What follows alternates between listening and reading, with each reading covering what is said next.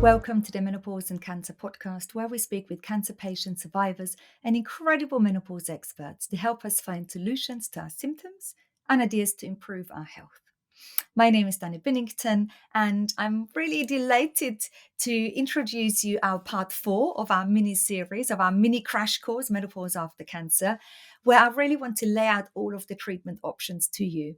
Watch back video 1, 2, 3 to catch up. In yesterday's video, we talked about our non-hormonal treatment options, and I wanted just you to have an overview of what these prescribable options are. Today, I want to talk about hormonal treatment options. Stay regardless if your doctor has said hormone replacement therapy is contraindicated. This is an important conversation to have. I really want to talk about vaginal local estrogen. So many people have so many debilitating symptoms: dryness, irritation, itching, painful upon intercourse, bleeding upon intercourse, all the way to bladder symptoms, all the way to urinary tract infections. Sometimes they're reoccurring. Once we have these symptoms, they need to be treated so that we have a relief from them. Once we're on treatment, this is a lifelong management. And that might change, and you might change what you're using and the quantity, but it's something that really needs treating. Now, the reason we really need to talk about it is that often people are told that hormone replacement therapy isn't an option for them, depending on the type of cancer they've had. Particularly for people who've had a breast cancer that was hormone receptor positive, or some gynecological cancers. And when we hear that, and when that has been added into one of our conversations, we also, or many people also think it's the same for local vaginal estrogen, but they're very different. They work differently in the body. And it's very important that we ask our doctors, talk to me about hormones. What about hormone replacement therapy, systemic hormone replacement therapy? What about local vaginal estrogen? It's important we make a differentiation. You'd be surprised how many people come into our community and say, oh, years ago, my doctor said I can't have HRT. So I never even asked about local estrogen because it's estrogen. But we must make that differentiation. Now, I'm going to tell you what's happening out there, and then I'm going to give you 2 studies or 2 resources that you can share with your doctor should you want to have that conversation. What's happening out there is that over 80% of the people in our community, when we've asked, have many symptoms. The dryness, the pain, the irritation, the itching, many symptoms, and these symptoms go on. Sometimes women think, I don't really want to do or need to do anything about it. They're okay. They're just niggling. But I can live with them. Sometimes women think like that because they don't know what options are available to them. Sometimes women think, oh, I can't have vaginal estrogen anyway. There's no point in talking to my doctor about it. But we must talk to our medical team about all of those symptoms. There is no point in sitting on our own with our symptoms. Our doctors need to know what's going on with us so they can help us. When I went through chemotherapy, I lost all of my fingernails and most of my toenails. And I was halfway through my chemotherapy cycles and I sat on my hands. I didn't really want the nurse to see my fingernails. I just didn't want anyone to think I wasn't doing well on my treatment. I really wanted to show I was this young patient, this young mummy who was doing okay on her treatment. My doctors probably could have done something to help me because it was really painful as well, losing all of my fingernails. But I didn't even give them the chance. And it's the same with our vaginal symptoms. I get it. It's really difficult going to the doctor and talking about those symptoms. So read up on them. Read up on the terminology. How is it easy to describe them so that when you have that doctor's appointment and conversation, the words kind of come easily and you don't have to be so shy. Local vaginal estrogen, many women then say to us they've been able to access it regardless of their history of cancer. Many breast cancer patients say they've been able to access it and it's really helped them improve their symptoms. Some doctors are still reluctant to prescribe vaginal estrogen to their patients. It's a bit of an old-fashioned thinking to say, oh, the women who have had breast cancer can't take vaginal estrogen. That's not true. There are many doctors who say every cancer patient, regardless of the type of cancer, should be on vaginal estrogen. Have they got symptoms that do not clear up with non-hormonal options? Go back into the video. I talk about vaginal moisturizers and how to care for your vulva and vagina in the previous video. That's day number 3 from our mini crash course. But different opinions are still out there, and different doctors do different things. And we know from talking to hundreds and hundreds, thousands of you, that depending where you are in the world, in the country, at different hospitals, depending on who your doctor is, you'll have a different conversation. So we want to give you 2 resources and 2 facts that might help you and your prescriber to make a more informed decision based on the latest evidence. And there is really good reason that we want to get that word out, because we must have help. There are so many people really struggling with these awful symptoms, and they're not getting the help that they actually really need. Hey, thanks for watching this episode. 73% of people who watch my podcast haven't yet clicked the subscribe button, and 11% haven't hit the button to turn on notifications. I want these conversations to reach as many women as possible who might need to hear them. So if you've ever enjoyed listening to this podcast, please hit subscribe now. And so there is Mr. Talaulikar. He's a fabulous professor at University College London Hospital. And he and a colleague have recently done a systematic review, and they set out to assess all of the randomized control trials out there that are looking at vaginal estrogen, DHEA, and other estrogen receptor modulators for all of these vaginal and GSM symptoms in breast cancer survivors. So these are the people where there's usually controversy around should they have vaginal estrogen or not. And what he was saying to me, he said only 3 randomized control trials were eligible based on our eligibility criteria.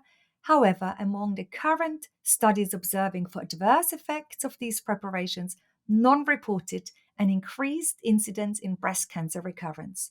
That is the fear, isn't it? That's what people are worried about. They're worried that they will take local vaginal estrogen and that it might increase their risks of their cancer coming back. So none of the 3 randomized controlled trials that were eligible in Mr. Talaulikar's review observed these adverse effects. And additionally, none of these randomized controlled trials reported a persistent increase in serum estrogen levels following the use of vaginal estrogen products, and no significant increase in serum estrogen levels following the use of low concentration DHEA gel.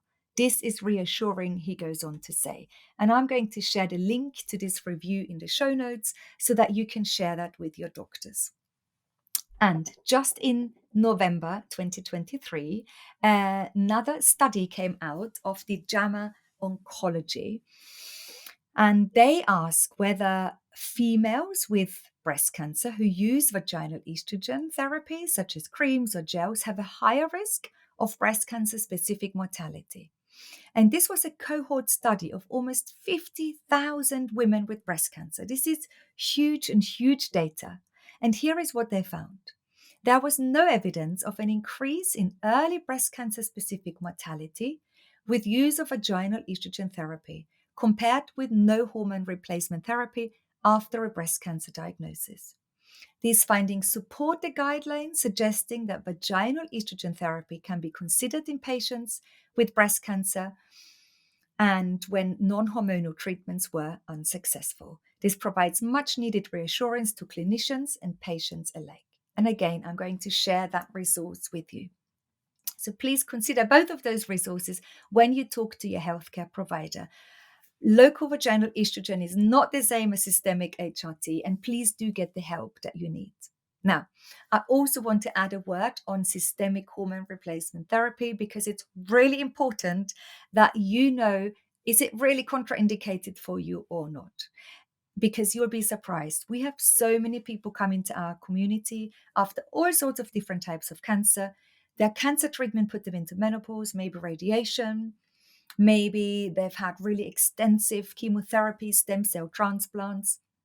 They've been put into menopause and no one in their medical team connected the dots and helped them in treating their menopause symptoms. Many of those people are in their 20s and 30s and they're totally falling through the net. They often come back to us months after they've spoken to us and they say, gosh, I had all of these conversations with my doctors. Hormone replacement therapy was never contraindicated and I have now found some symptom release. But especially, I'm also looking after my long-term health.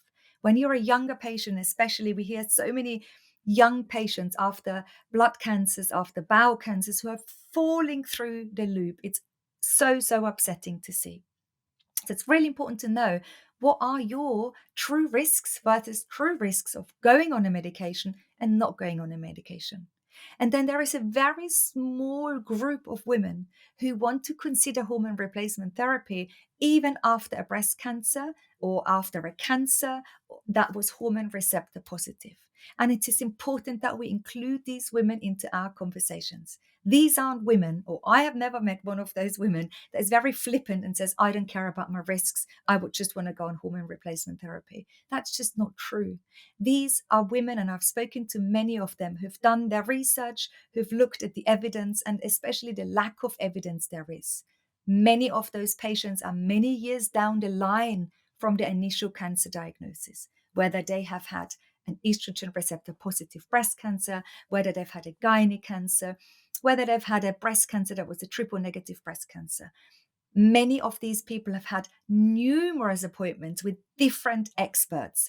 They're oncologists, they're surgeons, and they've made up their own mind. And we've got to be able to talk about everything, even if something is contraindicated, or if a doctor has said to you, HRT isn't for you. If you're many years down your breast cancer initial diagnosis and you're curious, you always deserve another conversation wherever you're at. Even if 99% of the people you speak to would do the exact opposite, but you're curious and you want to ask about your true benefits and risk profile, then it's important you have that conversation. And it's important you have an expert explaining to you what those risks mean for you. What we're really passionate about is opening conversations. And so, as I want you to share the review and the study with your oncologist, your doctor, your GP about the safety of local vaginal estrogen, I also want to say to you, whatever it is that you feel you need, you deserve those answers, and you should never be shut down. Most of our decisions are based on fear anyway, as soon as we've had a cancer diagnosis.